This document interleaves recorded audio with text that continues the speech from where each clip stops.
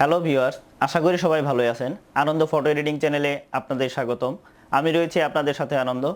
আমরা আজকে দেখাবো যে কিভাবে আপনি মেন সাবজেক্টের কালারকে ঠিক রেখে ব্যাকগ্রাউন্ডের যে কালারটা রয়েছে সেটাকে আপনারা চেঞ্জ করবেন। চলুন তাহলে দেরি না করে শুরু করা যাক 10 সেকেন্ড ইন্টুর পর।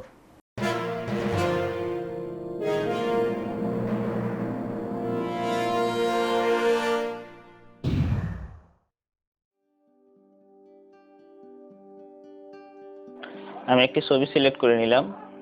ছবিটাকে একটু বড় করে নিই।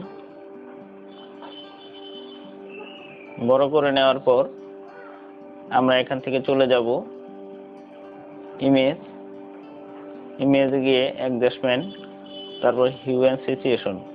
এটা আপনি কন্ট্রোল ইউ দিয়েও নিয়ে আসতে পারবেন। এখন হিউ অ্যান্ড সিচুয়েশন। এখন আমরা এখান থেকে দেখুন মাস্টার কালার রয়েছে। এখান থেকে আমরা শুধু পিছনে যে গ্রিন কালারটা রয়েছে এই গ্রিন কালারটা আমরা সিলেক্ট করে দেব।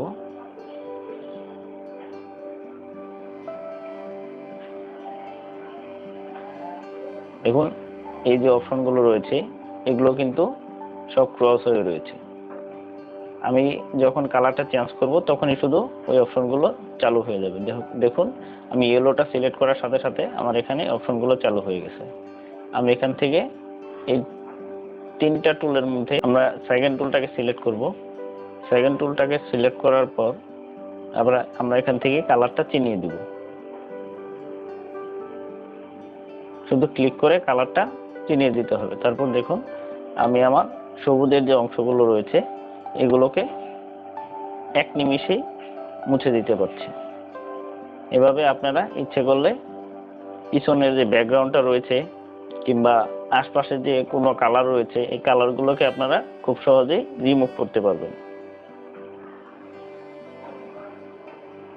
এখানে অনেকগুলো কালারই রয়েছে। এখান থেকে আপনারা ইচ্ছে করলে দেখে দেখে কালারগুলোকে রিমুভ করে দিতে পারবেন।